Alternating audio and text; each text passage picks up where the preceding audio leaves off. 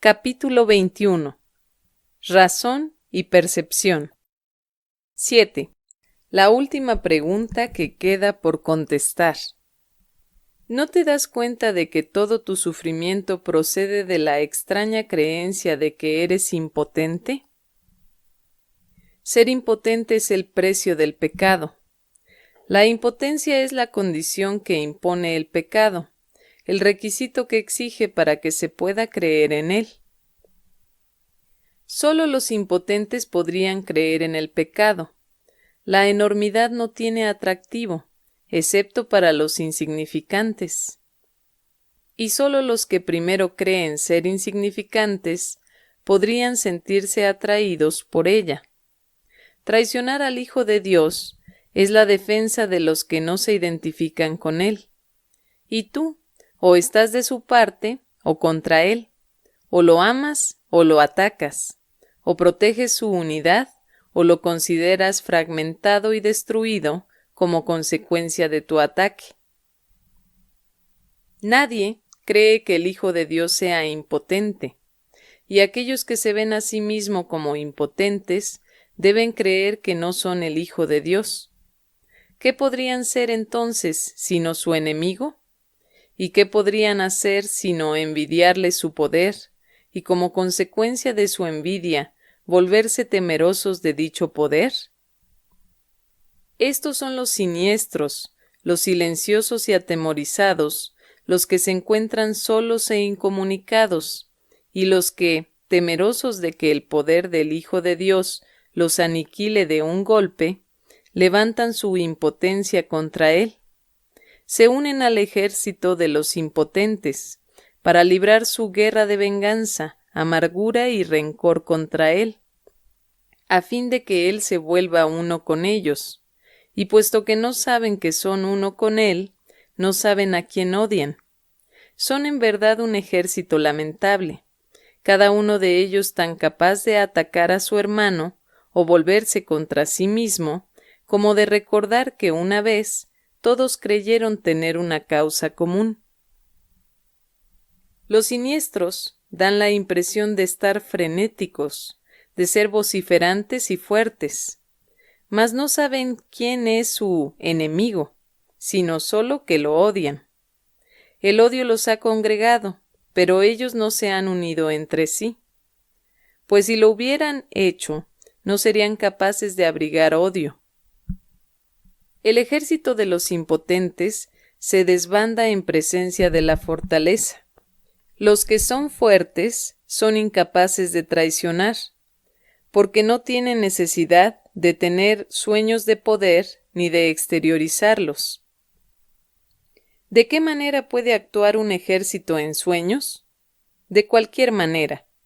Podría vérsele atacando a cualquiera con cualquier cosa. Los sueños son completamente irracionales. En ellos, una flor se puede convertir en una lanza envenenada, un niño en un gigante y un ratón puede rugir como un león.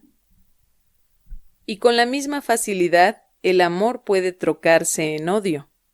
Esto no es un ejército, sino una casa de locos.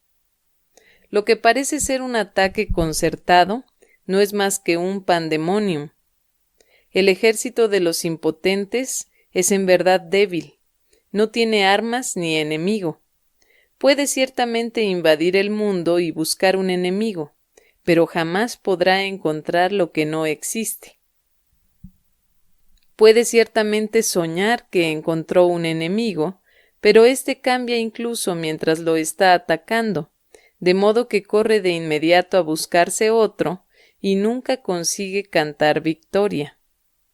Y a medida que corre, se vuelve contra sí mismo, pensando que tuvo un pequeño atisbo del gran enemigo que siempre elude su ataque asesino, convirtiéndose en alguna otra cosa.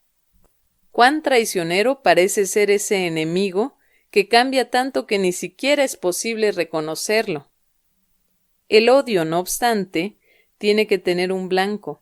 No se puede tener fe en el pecado sin un enemigo. ¿Quién que crea en el pecado podría atreverse a creer que no tiene enemigos? ¿podría admitir que nadie lo hizo sentirse impotente? La razón aseguradamente le diría que dejase de buscar lo que no puede ser hallado. Sin embargo, tiene primero que estar dispuesto a percibir un mundo donde no hay enemigos. No es necesario que entienda cómo sería posible que él pudiese ver un mundo así. Ni siquiera debería tratar de entenderlo, pues si pone su atención en lo que no puede entender, no hará sino agudizar su sensación de impotencia y dejar que el pecado le diga que su enemigo debe ser él mismo. Pero deja que se haga a sí mismo las siguientes preguntas, con respecto a las cuales tiene que tomar una decisión para que esto se lleve a cabo por él.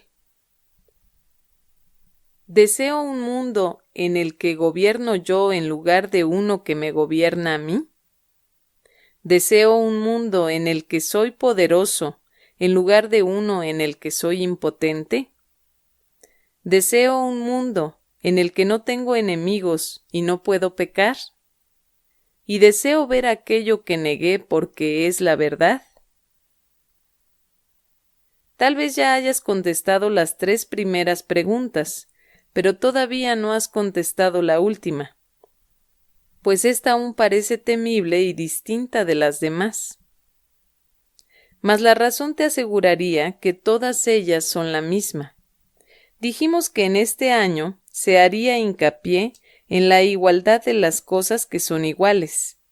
Esta última pregunta, que es en verdad la última acerca de la cual tienes que tomar una decisión, todavía parece encerrar una amenaza para ti que las otras ya no poseen. Y esta diferencia imaginaria da testimonio de tu creencia de que a lo mejor la verdad es el enemigo con el que aún te puedes encontrar. En esto parece residir, pues, la última esperanza de encontrar pecado y de no aceptar el poder. No olvides que la elección entre el pecado y la verdad, o la impotencia y el poder, es la elección entre atacar y curar, pues la curación emana del poder y el ataque de la impotencia. Es imposible que quieras curar a quien atacas, y el que deseas que sane tiene que ser aquel que decidiste que estuviese a salvo del ataque. ¿Y qué otra cosa podría ser esta decisión, sino la elección entre verle a través de los ojos del cuerpo o bien permitir que te sea revelado a través de la visión? La manera en que esta decisión da lugar a sus efectos no es tu problema, pero tú decides lo que quieres ver. Este es un curso acerca de causas, no de efectos. Considera detenidamente qué respuesta vas a dar a esa última pregunta que todavía no has contestado, y deja que la razón te diga que debe ser contestada y que su contestación reside en las otras 3. Te resultará evidente entonces que cuando observes los efectos del pecado en cualquiera de sus formas, lo único que necesitarás hacer es simplemente preguntarte a ti mismo lo siguiente: ¿es esto lo que quiero ver? ¿Es esto lo que deseo? Esta es tu única decisión, la base de lo que ocurre. No tiene nada que ver con la manera en que ocurre, pero sí con el por qué, pues sobre esto tienes control. Y si eliges ver un mundo donde no tienes enemigos y donde no eres impotente, se te proveerán los medios para que lo veas. ¿Por qué es tan importante esta última pregunta? La razón te dirá por qué. Es igual a las otras 3, salvo en lo que respecta al tiempo. Las otras son decisiones que puedes tomar, volverte atrás y luego volverlas a tomar. Pero la verdad es constante e implica un estado en el que las vacilaciones son imposibles. Puedes desear un mundo en el que tú gobiernas y no uno que te gobierna a ti, y luego cambiar de parecer. Puedes desear intercambiar tu impotencia por poder y luego perder ese deseo cuando un ligero destello de pecado te atrae, y puedes desear ver un mundo incapaz de pecar y, sin embargo, permitir que un enemigo te tiente a usar los ojos del cuerpo y a cambiar de parecer. El contenido de todas esas preguntas es el mismo, pues cada una de ellas te pregunta si estás dispuesto a intercambiar el mundo del pecado por lo que el Espíritu Santo ve, puesto que es esto lo que el mundo del pecado niega.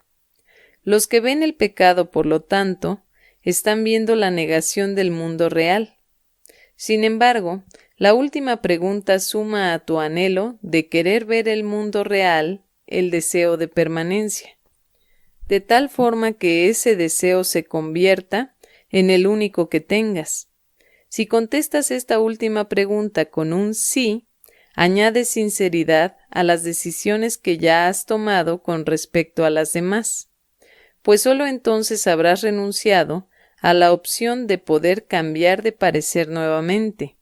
Cuando eso deje de interesarte, las otras preguntas quedarán perfectamente contestadas. ¿Por qué crees que no estás seguro de que las otras preguntas hayan sido contestadas? ¿Sería acaso necesario plantearlas con tanta frecuencia si ya se hubiesen contestado? Hasta que no se haya tomado la decisión final, la respuesta será a la vez un sí y un no, pues has contestado sí sin darte cuenta de que sí tiene que significar que no has dicho no. Nadie decide en contra de su propia felicidad, pero puede hacerlo si no se da cuenta de que eso es lo que está haciendo. Y si él ve su felicidad como algo que cambia constantemente, es decir, ahora es esto, luego otra cosa, y más tarde una sombra elusiva que no está vinculada a nada, no podrá sino decidir en contra de ella.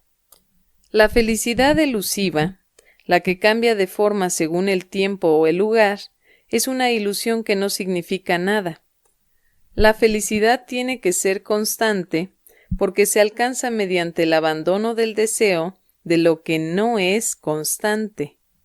La dicha no se puede percibir excepto a través de una visión constante, y la visión constante solo se les concede a aquellos que desean la constancia. El poder del deseo del Hijo de Dios sigue siendo la prueba de que todo aquel que se considera a sí mismo impotente está equivocado. Desea lo que quieres, y eso será lo que contemplarás y creerás que es real. No hay un solo pensamiento que esté desprovisto del poder de liberar o de matar, ni ninguno que pueda abandonar la mente del pensador o dejar de tener efectos sobre él.